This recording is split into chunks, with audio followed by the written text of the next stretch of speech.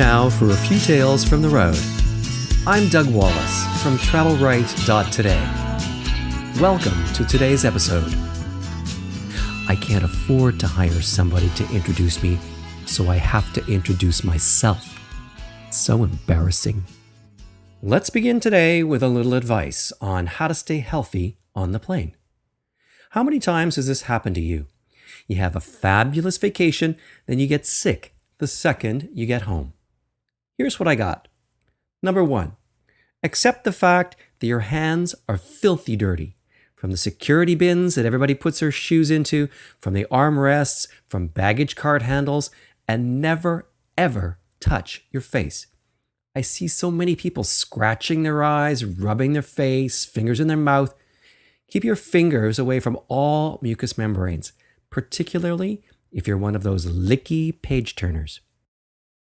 I actually have a song I made up to help remind me not to do this.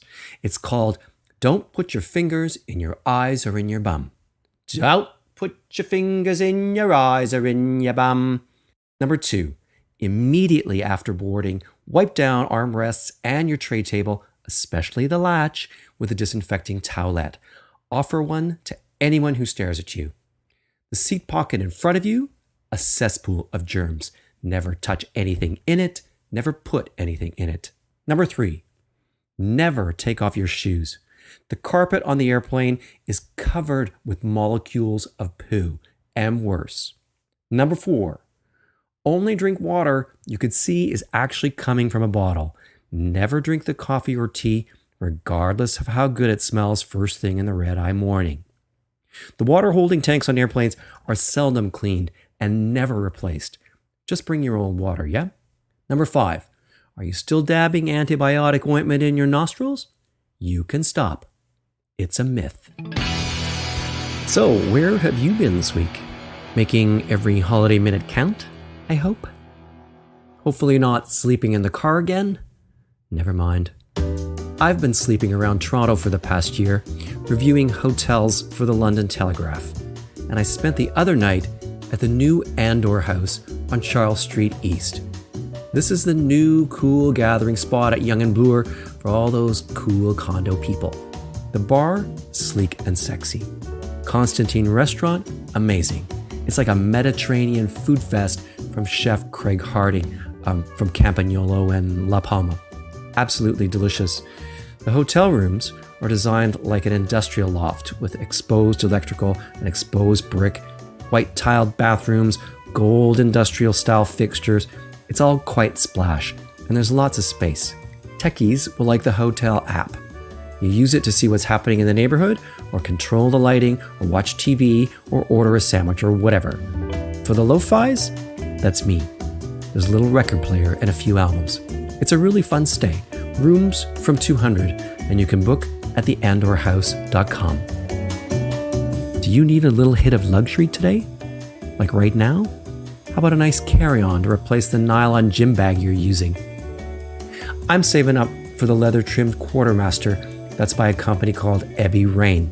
It is, weirdly, the same carry-on that Meghan Markle travels with, and this is according to their website. This is like the Cadillac of luggage. It's like they took the old world glamour of a steamer trunk and turned it into a carry-on. Packing is a complete no-brainer because the multiple interior carry-alls fit together like a puzzle. But you're going to need some cash. The Quartermaster goes for about $1,100. Check it out at ebbyrane.com. Okay, no one paid me to talk about Meghan Markle's suitcase, okay? But I do have a price list. I had a friend say recently that he wanted this podcast to sound like I'd cornered him in the kitchen at a party and I was already 2 drinks in.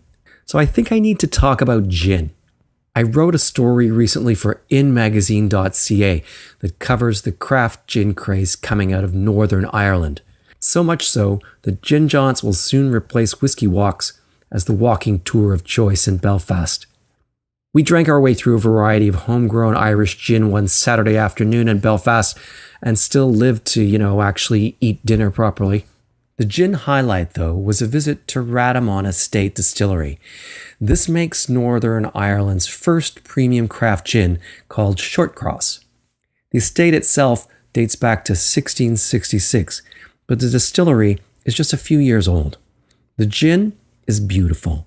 It's infused with the taste of the forest, wild clover from the nearby meadows, elderflowers, elderberries, and green apples, plus coriander and orange zest, and of course, juniper.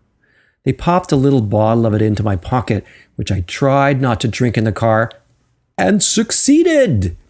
Next time you're in Belfast or Dublin Airport, pick up a bottle or badger the LCBO to start carrying it like I've been doing. The site is shortcrossgin.com. Wang! Here's a real piece of my mind. Eating weird stuff is still fun. It was around here somewhere that I ate bull's testicles. This is what a friend of mine says to me when we were wandering the streets of Jerusalem toward the old market. I couldn't actually judge. I have eaten my share of strange food in my day. This started very early on with Grandma's head cheese. Not even actual cheese, but a meat floating in jelly terrine that she made from the head of a pig. Every culture, even my own, eats weird stuff. The Chinese have their 1,000-year-old eggs. These are preserved in clay, ash, salt, and rice hulls for a whole month until they turn yellow and blue. The French, they have their sheep's brains. The French Canadians, their horse. The Scottish, haggis. Eating cats and dogs was only recently outlawed in Taiwan.